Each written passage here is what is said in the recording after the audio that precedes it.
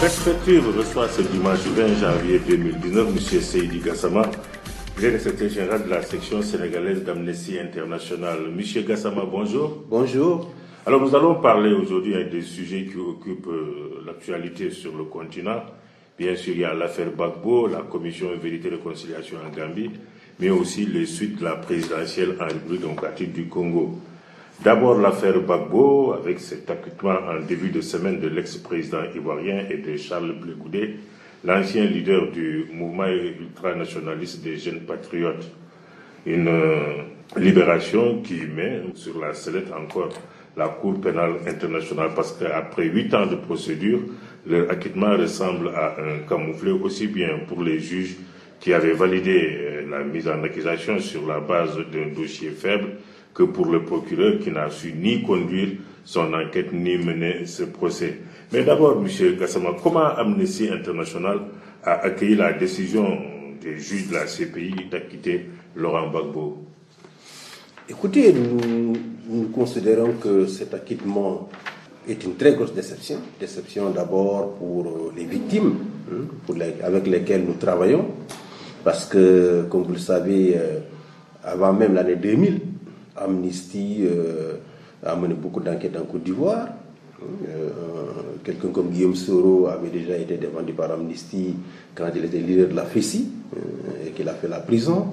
Gbagbo lui-même déjà, en tant qu'opposant au Fouet, avait été déjà défendu par Amnesty. Donc ça fait plus de 30 ans que nous travaillons dans le pays. Le conflit, les différents conflits qui ont eu lieu depuis l'année 2000, nous les avons investigués. Nous avons beaucoup d'informations sur les violations des droits humains qui ont lieu en Côte d'Ivoire. Et les victimes de ces violations sont nombreuses en Côte d'Ivoire. On parle de 3000 victimes pour les événements post-électoraux de 2010-2011. Mais les victimes en Côte d'Ivoire, c'est depuis 2002. Depuis l'élection controversée de Gbagbo en 2002. Rappelez-vous, en 2002, quand le général Robert Guèye a organisé des élections et qu'il s'est proclamé vainqueur, il y a eu beaucoup de tueries. Des tueries qui ont frappé essentiellement des gens du camp d'Alassane Ouattara.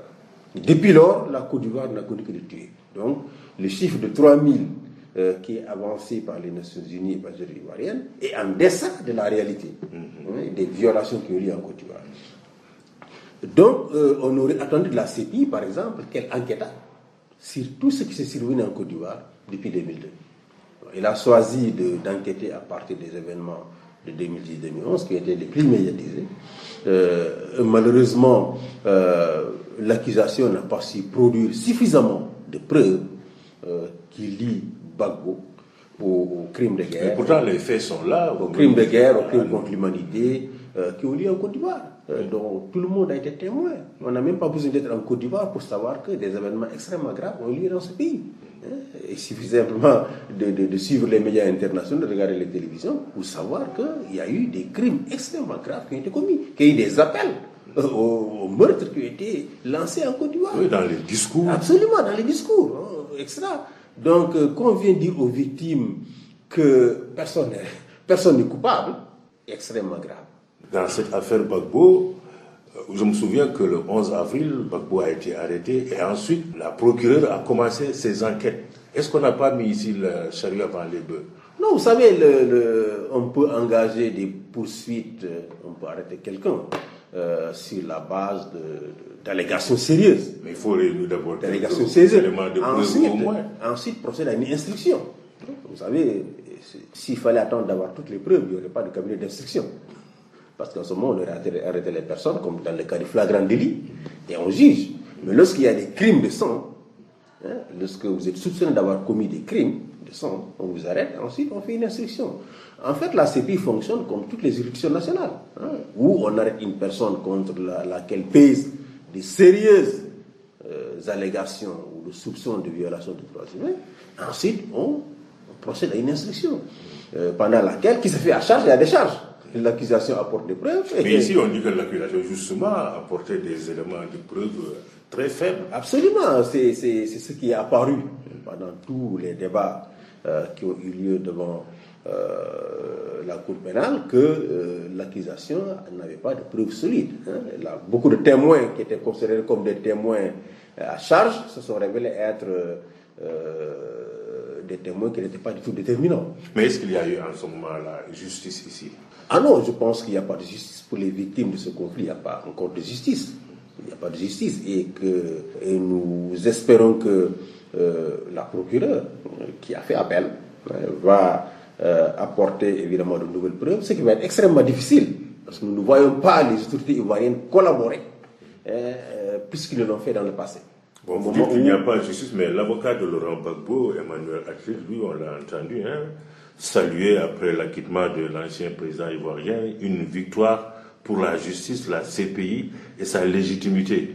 Vous partagez son point de vue. Lorsqu'un avocat gagne un procès, le droit est dit. La cour, le tribunal, il est parfait. Mais cet avocat et Laurent Gbagbo savent très bien qu'il y a eu de 3000 victimes.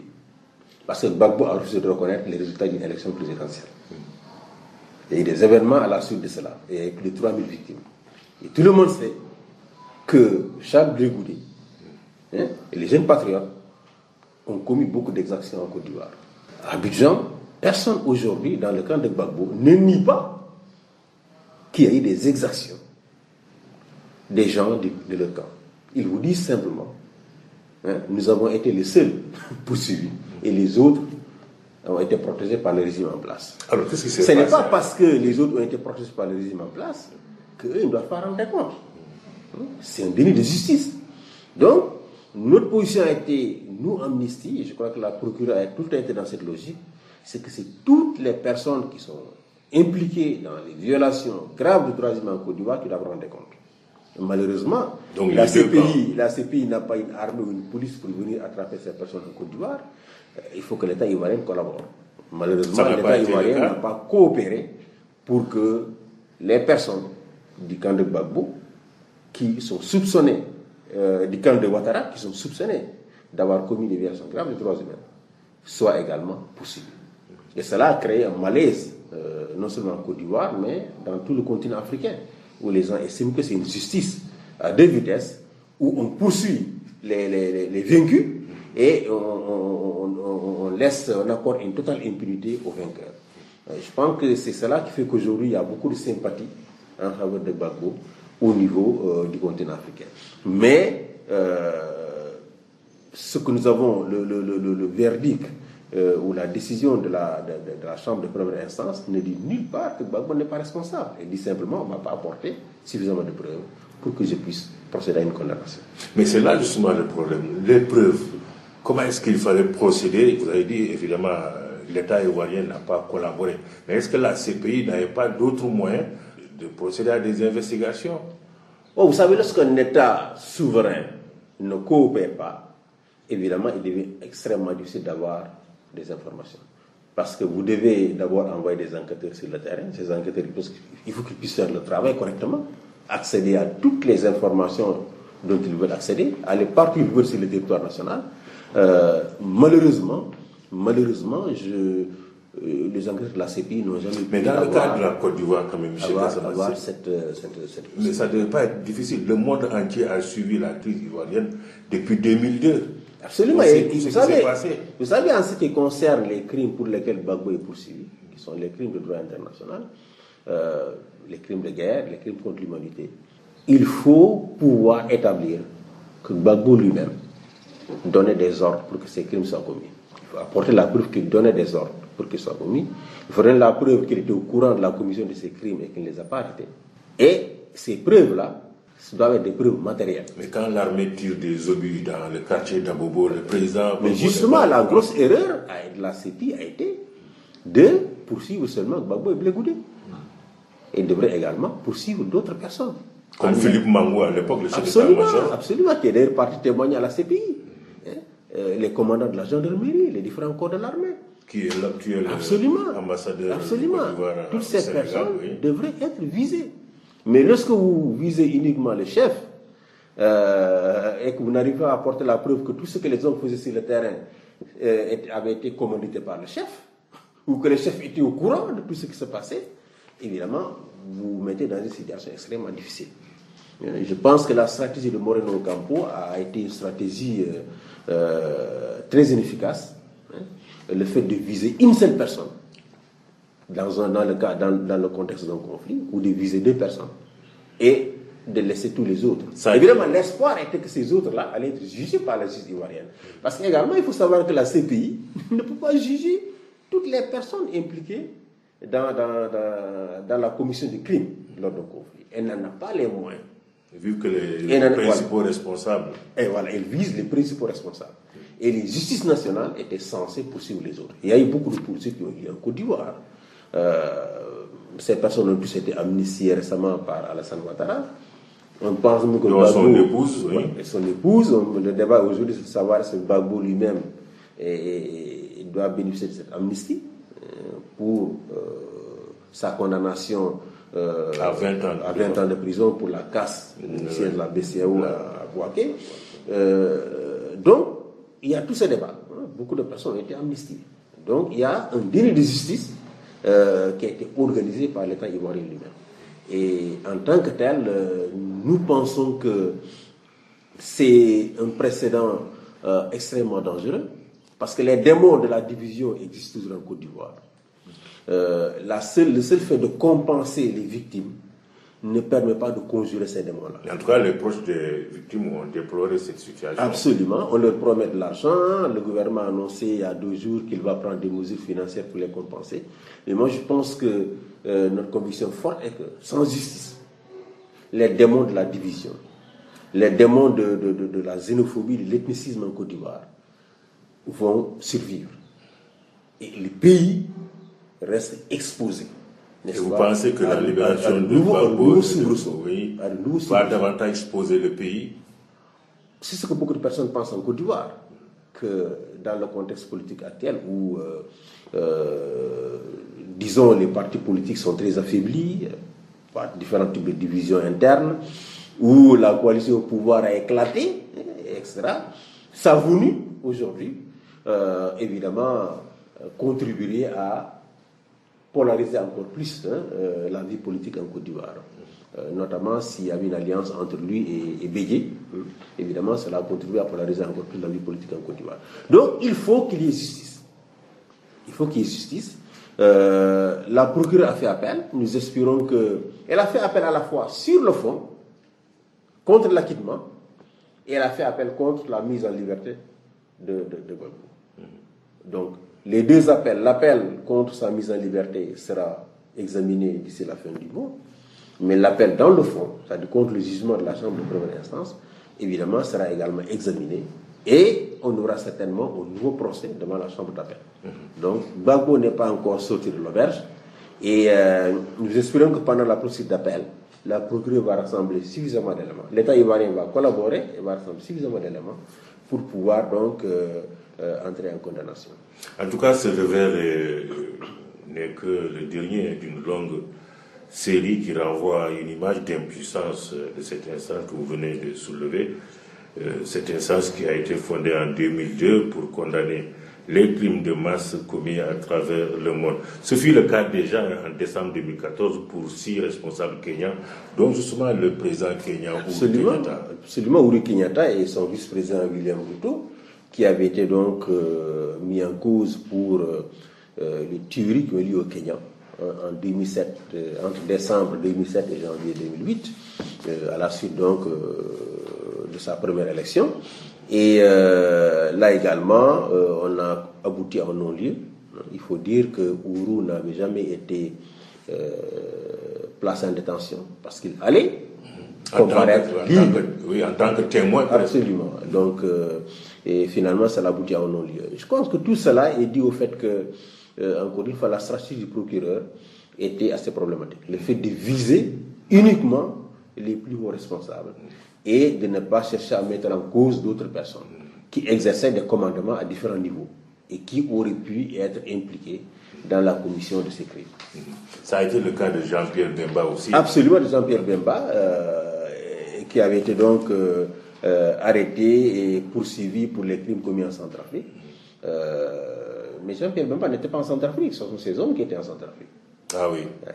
Il a envoyé des hommes, ces combattants, soutenir Anseri Patassé, qui était menacé par la rébellion de Bouzizé. Qui a finalement été chassé. Absolument. Donc,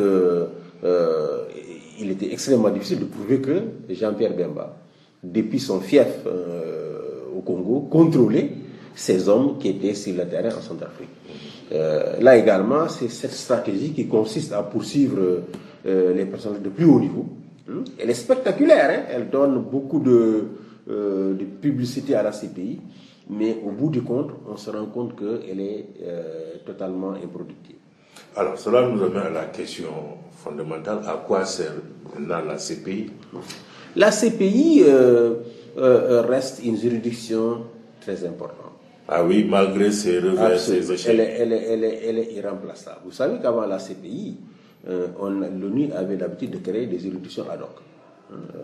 Depuis la Seconde Guerre mondiale, avec le tribunal de Nuremberg, on a connu l'ex-Yougoslavie, pour la Sierra Leone, le Cambodge, etc. Taylor. Différents types de formats de tribunaux internationaux ad hoc. Voilà. Et la CPI est évidemment la première juridiction pénale internationale permanente.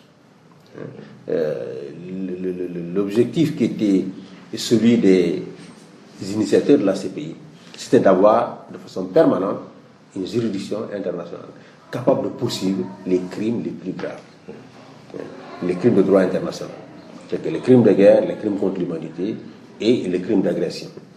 Donc, c'est une idée très noble, mais on s'est vite rendu compte que la plupart des grandes puissances mondiales ont refusé d'adhérer à la CPI. Et pourquoi? Pour diverses raisons. Ces puissances sont mêlées dans beaucoup de conflits partout dans le monde. Et ils ont des interviennent dans différents conflits, sur différents territoires de théâtre d'opération. Et donc, leurs soldats sont extrêmement exposés par rapport aux poursuites de la CPI.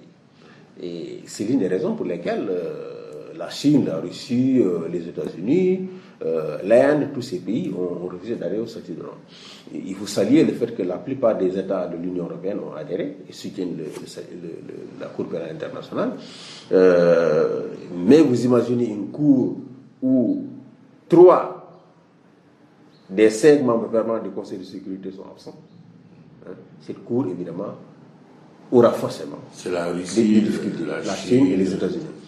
L'autre chose qu'il faut relever, c'est que les États-Unis, pour protéger leurs soldats, parce que comme vous le savez, la Cour pénale internationale est compétente pour poursuivre tous les crimes commis par des ressortissants des États membres. Mais ça va être le cas en et tous les crimes commis sur un territoire d'un État membre. Ça va être le cas en Afghanistan. Absolument, en Afghanistan. Les Américains, absolument sont exposés. Absolument. Donc les États-Unis d'Amérique, pour éviter que leurs soldats soient poursuivis pour des crimes commis sur les territoires des États membres, ont signé des accords avec la plupart des États membres, y compris le Sénégal. Ah oui? Absolument. Lorsque Bush est venu au Sénégal, je crois que c'était en 2002, sous le régime d'Ablaye, ces accords ont été signés. Le Sénégal s'est engagé à ne jamais transférer un Américain à la CPI. On demande si un Américain venait ici et commettait un crime de droit international, il ne sera jamais transféré à la CPI. Il serait peut-être jugé au Sénégal ou rendu aux États-Unis pour être jugé, mais il ne serait jamais transféré à la CPI. Donc, les États-Unis d'Amérique sont entrés en accord avec la plupart des pays du monde en utilisant beaucoup de pression économique, pression diplomatique, parfois même des pressions militaires, pour les obliger à signer ce type d'accord. Donc, tout cela, la non-adhésion de ces puissances, les accords qu'ils ont signés, les accords publics, accords secrets avec certains États, font qu'aujourd'hui, la CPI est accusée à tort de ne pas poursuivre les restrictions de ces grands pays, mais en réalité, elle n'a pas les moyens juridiques de les poursuivre. Mais dans le même temps, on accuse la CPI de poursuivre que des Africains, disons, des chefs d'État africains. Absolument, parce que malheureusement, heureusement, les Africains constituent le plus gros contingent d'États membres de la CPI. Il y a plus d'une trentaine d'États africains qui sont membres de la CPI. Et ce qu'on oublie souvent, c'est que tous les ressortissants d'États africains qui se sont retrouvés à la CPI ont été évidemment transférés par le peuple citoyen. La CPI n'est jamais venue capturer quelqu'un en Afrique. Alassane Ouattara Gbagbo a été envoyé à la CPI par Alassane Ouattara.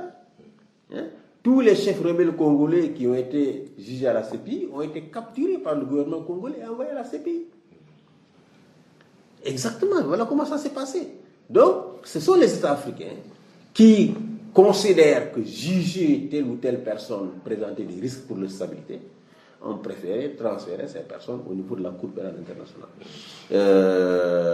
Donc, il n'y a pas une stratégie consistant à cibler les États africains, mais le fait que l'Afrique soit aujourd'hui, que les ressources africaines soient aujourd'hui constituent le grand nombre de personnes, en tout cas de façon exclusive, constituent les personnes qui sont poursuivies par la CPI, et dû au fait que les États africains ont massivement adhéré à la CPI et ont sollicité la CPI pour juger des personnes soupçonnées de crimes de droit international. À l'exception évidemment du Soudan, parce que le Soudan, pour le cas de Omar Hassan el-Béchir, le Soudan n'est pas membre de la CPI, mais c'est le Conseil de sécurité qui a déféré la situation du Soudan à la CPI. Là également, c'est un arrangement qui avait été trouvé au moment de la rédaction du statut de Rome pour respecter les prérogatives du Conseil de sécurité, qui a la responsabilité, au vu de la Charte des Nations Unies, d'assurer la paix et la sécurité internationale. Mais ça n'a pas empêché. Le seul organe habilité par la Charte des Nations Unies à assurer la paix et la sécurité internationale, c'est le Conseil de sécurité. Et on ne peut pas tenir le Conseil de sécurité en dehors des affaires de la CPI. Et c'est pour cela qu'on a donné à ce Conseil le pouvoir de déférer certaines situations. Lorsqu'un pays n'est pas membre de la CPI et que la procureure ne peut pas se saisir, en ce moment-là, le Conseil de sécurité peut, par un vote, n'est-ce pas, à la majorité de ses membres, déférer la situation de sécurité. C'est ce qui s'est passé pour le cas de Omar Ibn, mais ça ne l'a pas empêché d'aller et venir, sauf qu'une fois il a échappé de peu en Afrique du Sud, qui est l'un des rares États en Afrique où la justice fonctionne de façon indépendante.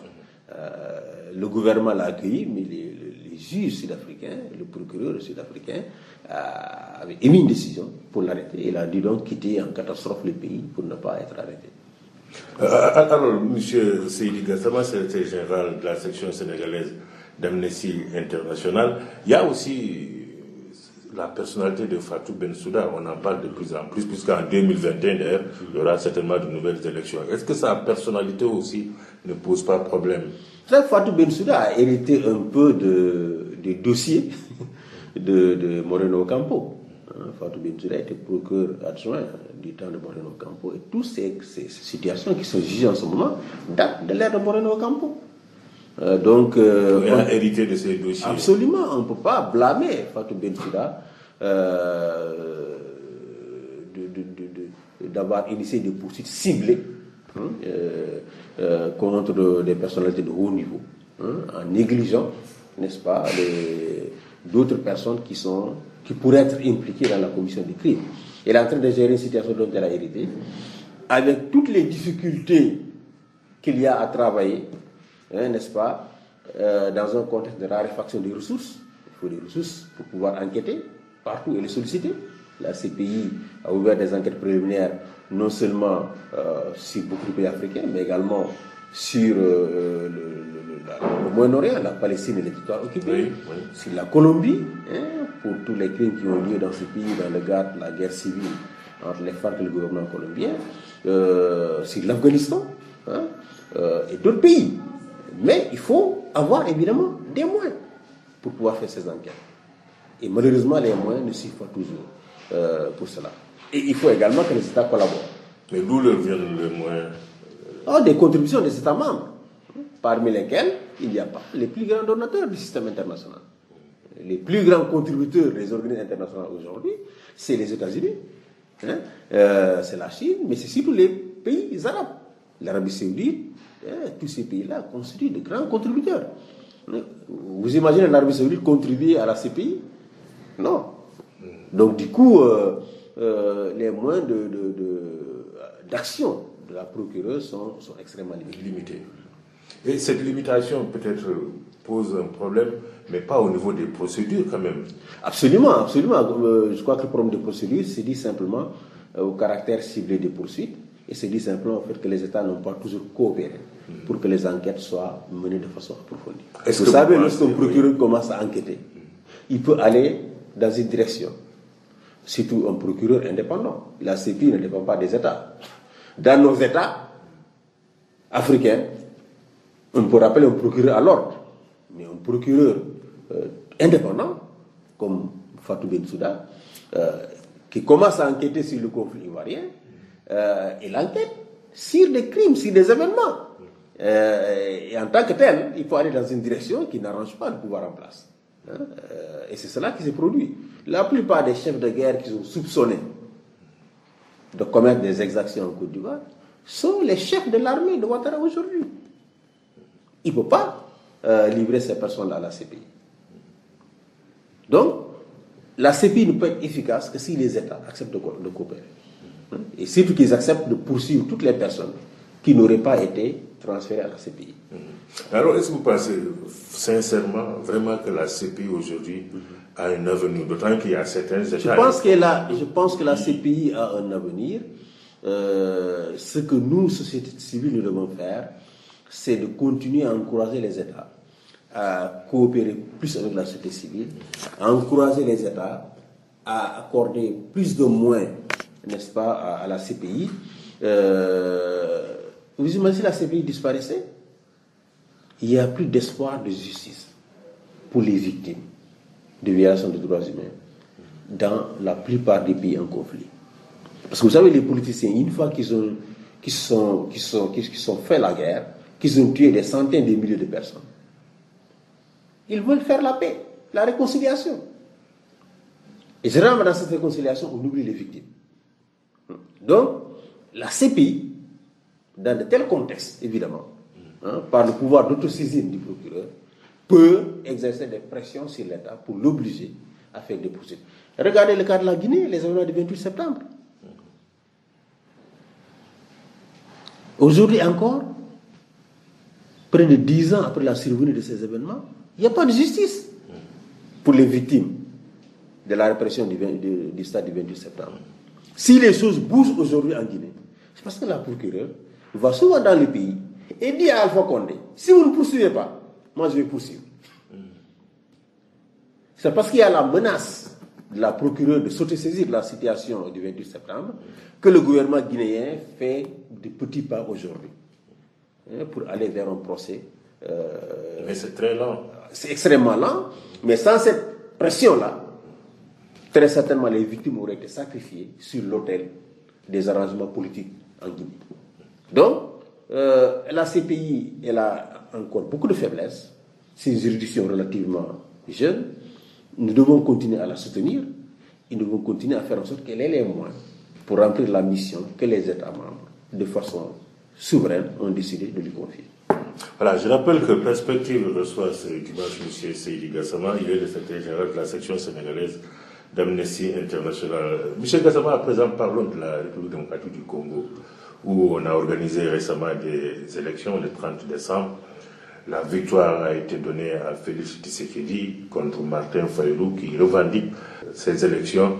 Mais il n'y a que le camp de Kabila et de Tshisekedi qui croient qu'il a gagné. La communauté internationale, l'Union africaine, l'Union européenne, plus l'Église, la Senko, ont donné la victoire à Martin Fayulu. Comment analysez-vous la situation aujourd'hui en République démocratique du Congo? Je pense que la situation à laquelle on a abouti aujourd'hui au Congo est le résultat du refus du président Kabila d'accepter l'aide de la communauté internationale pour organiser les élections. La République démocratique du Congo est le pays le plus vaste de l'Afrique subsaharienne. C'est un pays où de larges zones ne sont pas encore effectivement contrôlées par l'État. Donc vous voulez organiser des élections dans un pays comme ça. On vous propose une aide, une assistance vous dites non. L'ONU a quand même en RDC sa plus grosse mission de maintien de la paix, avec une flotte d'hélicoptères, une flotte d'aviation. De 27 000 hommes. Absolument. La flotte d'hélicoptères, de moyens logistiques dont disposent les Nations Unies au Congo aurait pu aider à organiser de bien meilleures élections. La contribution d'autres organisations régionales comme l'Union européenne, etc., aurait pu aider à organiser mieux les élections. Mais Kabila a dit non. Nous allons organiser ces élections par nos propres moyens. Cela aboutit à quoi? Les élections chaotiques. Totalement chaotiques. Mais vous savez, en Afrique, les élections chaotiques, celui qui en profite, c'est celui qui les organise. C'est celui qui les organise. Dans ce vaste pays. Dans ce vaste pays. Donc, la faute incombe entièrement au président Kabila. On aurait pu avoir des élections mieux organisées s'il avait accepté l'aide de la communauté internationale. Maintenant, les élections ont eu lieu, des résultats ont été proclamés, il y a eu des contestations. Il faut que les voies de recours prévues par la Constitution, par la loi congolaise, soient évidemment utilisées. Personne ne souhaite qu'une nouvelle guerre civile embrase le Congo. Il faut que les différents acteurs utilisent ces moyens de recours et que ces moyens de recours travaillent également de façon indépendante. Si le recompte des voix est prévu, évidemment, il faut recompter les voix. Cela a eu lieu même aux États-Unis. L'Union africaine réclame. Absolument. Aux États-Unis, rappelez-nous, en 2000, en Floride, il y a eu un recomptage des voix. Oui. Le recomptage des voix doit pouvoir avoir lieu. De sorte que le président qui est élu soit bien élu, soit légitime pour pacifier le Congo. Kabila n'a pas réussi, n'est-ce pas, à presque 15 ans de présidence, à pacifier le Congo. On a besoin d'un président bien élu, un président légitime, pour pouvoir pacifier ce pays-là et faire en sorte qu'il puisse se lancer sur la rampe du développement. Donc, le recompte des voix ne devrait poser problème à personne. Il y a des chances à ce niveau qu'il y ait recomptage des voix. C'est à la Cour constitutionnelle d'étudier les preuves de fraude apportées de Fayoulou, et sur cette base, de décider s'il y a lieu de recompter. Je pense que Fayoulou a rassemblé quand même suffisamment d'éléments. Mais est-ce que Fayoulou, qui a derrière lui la CENCO, parce que la CENCO a reconnu sa victoire, la France, qui a aussi également dit que ces résultats sortis des urnes ne reflètent pas la réalité, eh bien, il y a la communauté internationale aussi. Qu'est-ce qui va se passer si aujourd'hui... Moi, je pense que la communauté internationale devrait adopter une position qui permette aux Congolais... Une position claire. Claire, qui permette aux Congolais de sortir de ce conflit sans que le pays ne s'embrase. Et cette voie, c'est de demander, n'est-ce pas, au gouvernement congolais de laisser la Cour constitutionnelle faire son travail en toute indépendance. S'il estime, sur la base des preuves qui lui ont été apportées, que les résultats ne sont pas crédibles, que le vainqueur n'est pas celui qui a été désigné, en ce moment-là, il faut procéder au recomptage des voix. Le recomptage des voix est certainement moins coûteux que d'annuler les élections. Les élections ont été annulées au Kenya. Donc, n'excluons pas que la Cour décide d'annuler ces élections. Mais ce serait une solution qui permettrait à Kabila de rester encore au pouvoir pendant longtemps. Donc, la Cour doit pouvoir travailler en toute indépendance et décider du recomptage des voix si elle estime que les preuves qui lui ont été apportées, n'est-ce pas, accréditent la thèse de Fayoulou selon laquelle il a été volé.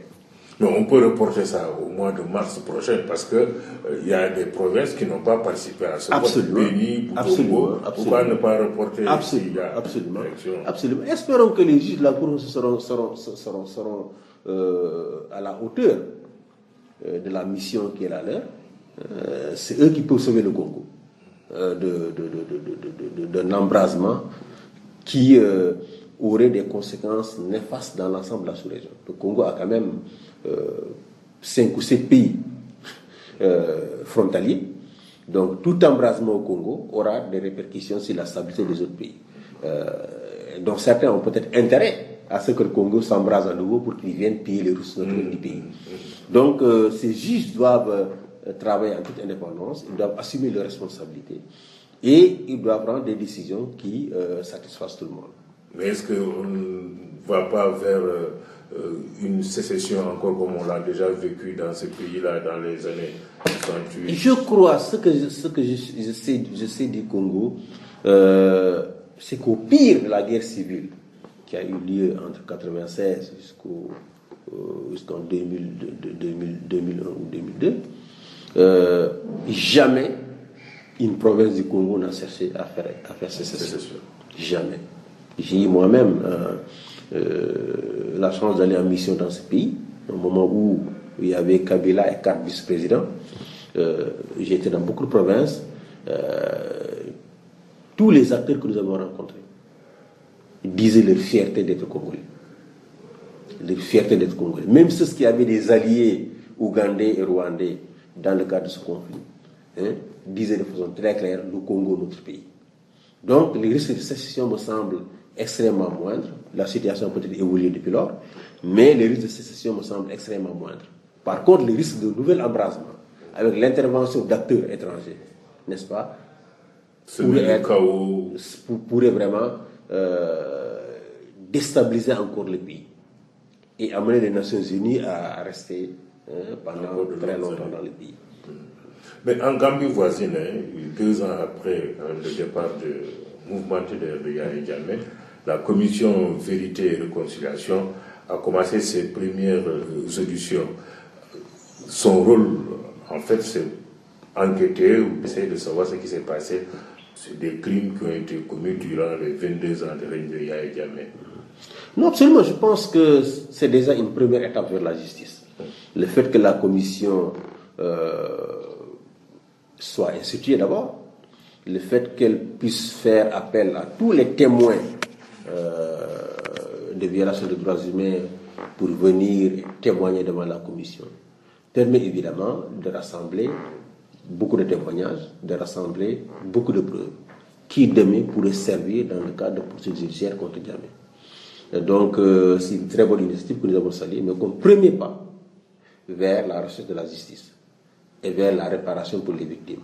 Donc nous espérons que ces travaux vont se passer de façon totalement inclusive, c'est-à-dire que toutes les personnes qui voudront être entendues seront entendues, et qu'à la fin, évidemment, comme en Afrique du Sud, certains exécutants seront certainement épargnés de poursuites, mais les principaux responsables seront évidemment poursuivis par les juridictions gambiennes. Je le dis et je le répète, le mieux pour la Gambie et le mieux pour tous ces pays, c'est que leurs criminels soient jugés dans leur propre pays. Est-ce que pour la Gambie, ça ne doit pas... Le souhait aujourd'hui que je peux formuler pour le peuple gambien, c'est qu'un jour Yahya Jammeh soit ramené en Gambie et qu'il puisse être jugé par les juridictions gambiennes. Le Mali l'a fait avec Moussa Traoré. Oui. Le Mali est en train de faire aujourd'hui avec Aya Sanogo. La Centrafrique l'a fait avec Bokassa. La Gambie peut le faire. Le Sénégal l'a fait pour Hissène Habré. Le Tchad n'a pas voulu le juger, mais on l'a jugé ici au Sénégal. Donc vous préconisez qu'on peut se passer de la CPI alors? Oui, vous savez, la CPI, elle est complémentaire des juridictions nationales. Lorsque dans un pays, le système judiciaire fonctionne de façon correcte et que le pays pense qu'il peut juger ces criminels, la CPI n'a rien à faire. La CPI n'intervient pas là où la justice fonctionne correctement. Elle intervient lorsque la justice est à terre, dans des pays en conflit ou dans des pays en transition, des pays qui sont encore instables, où la tenue de procès peut contribuer pour raviver les conflits, et dans des pays où le gouvernement refuse de poursuivre des criminels. C'est dans ces pays-là que la CPI intervient. Elle est complémentaire des juridictions nationales. La Gambie est appartenue à la CPI, mais aujourd'hui, si Yahya Jammeh, au bout des enquêtes qui sont menées en ce moment et au bout des auditions de la Commission de réconciliation, il est établi que Yahya Jammeh a commis des crimes de droit international, le mieux pour la justice, le mieux pour les victimes, c'est qu'il soit jugé en Gambie. Et que chaque matin, les gens puissent venir assister aux audiences. Mais il faudra d'abord qu'on ait l'assurance que les droits des prévenus seront respectés. Absolument. Bon, évidemment, dans la situation actuelle de la Gambie, les autorités elles-mêmes vous disent que nous ne sommes pas prêts pour organiser un tel procès. On a besoin de former davantage des enquêteurs. On n'a pas des experts médico-légaux pour exhumer des cadavres, les analyser. Il faut faire appel à des experts qui sont au Sénégal ou dans d'autres pays. Donc le pays a beaucoup de faiblesses en ce moment. Et autre faiblesse, parce qu'il semble que la plupart quand même des responsables sont encore au poste, différents postes stratégiques. Absolument. Il y a beaucoup de... Dans l'actuel gouvernement, il y a évidemment beaucoup de ministres qui ont servi sur Yahya Jammeh. Évidemment, vous suivez bien l'actualité. Aujourd'hui, en Gambie, on est en train d'assister à une lutte de pouvoir entre le président et le chef de son parti, qui est en même temps le vice-président. Nous suivons tous ces événements de loin, mais cette lutte est en train évidemment d'influencer sur les alliances que les uns et les autres sont en train de nouer pour préserver évidemment le pouvoir. Tout cela ne doit pas se faire au détriment de la justice, au détriment des victimes. Et je vous dis pour la Gambie, le collectif des victimes est extrêmement puissant, extrêmement influent. Pendant cette semaine, du lundi au jeudi, Amnesty a organisé une formation pour ces victimes, afin qu'ils contribuent eux-mêmes à la recherche des preuves, qu'ils contribuent eux-mêmes aux enquêtes. Parce qu'évidemment, et la formation tombait au bon moment, l'acquittement de Gbagbo, faute de preuves. Parce que les preuves, évidemment, qui les apportent, c'est les témoins. Qui les apportent, c'est les victimes. Et les preuves, il faut pouvoir les collecter. Faire en sorte que ce soit des preuves crédibles. Donc le collectif des victimes est en train de faire un très bon travail. Vous avez dans ce collectif des anciens ministres, des anciens officiers supérieurs de l'armée. Ils sont organisés, ils sont influents. Et la diaspora gambienne est en train de faire beaucoup de pression pour que les réformes qui doivent être faites soient faites. Et j'ai beaucoup d'espoir que la Gambie va prendre un nouveau départ et que la Gambie va rattraper et dépasser beaucoup de pays de la sous-région, y compris le Sénégal. La Gambie voisine, là. Y compris le Sénégal. Et pourquoi le Sénégal? Y compris le Sénégal.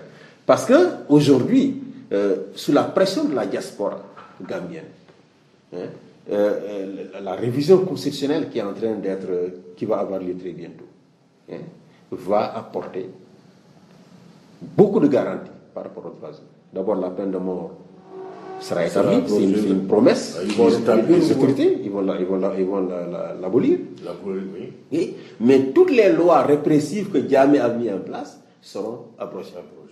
Donc, on va certainement avoir, et c'est mon espoir, un pays qui serait un peu dans la situation du Cap-Vert ou de l'île Maurice, qui sont des pays, de petits pays, mais des pays où la démocratie et les droits humains sont pleinement respectés et observés. Avez-vous justement confiance en ce domaine-là, que la justice quand même évolue en Afrique dans le bon sens? En Afrique, globalement, il y a de bons exemples en Afrique. Comme ceux que vous pouvez citer. Il faut citer. Le cas du Cap-Vert, le cas du Botswana, le cas de l'Afrique du Sud, de l'île Maurice, et même du Kenya. Oui. Lorsque une cour constitutionnelle annule l'élection d'un président en exercice, c'était inédit quand même. C'était inédit. Donc, dans beaucoup de pays anglophones, les choses bougent. On est désolé de le dire, mais dans beaucoup de pays anglophones, les choses bougent.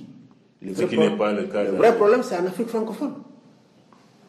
C'est en Afrique francophone, où, pour différents intérêts, évidemment, l'ancienne puissance coloniale ferme les yeux sur les agissements de beaucoup de régimes. Prenez l'Afrique centrale. Dans la plupart des pays d'Afrique centrale, en matière de démocratie et de droits humains, il n'y a pas les progrès qu'on aurait pu espérer depuis le discours de la Boule. Ce sont les mêmes chefs d'État qui sont là depuis 30 ou 40 ans, ou leurs fils, et avec des juridictions dont le fonctionnement laisse clairement voir qu'elles ne fonctionnent pas de façon indépendante. Donc, le seul évidemment, espoir pour l'Afrique francophone, c'était les pays d'Afrique de l'Ouest. Mais là également, on est en train de voir beaucoup de recul depuis quelques années. On marque le pas. On marque le pas, y compris celui qui était considéré comme le meilleur élève, le Sénégal. Aujourd'hui, la justice au Sénégal est très décriée. pas seulement par les opposants ou la société civile, mais par ceux-là même qui sont au pouvoir aujourd'hui. Lors des assises nationales, un diagnostic sévère de l'état de la justice avait été fait.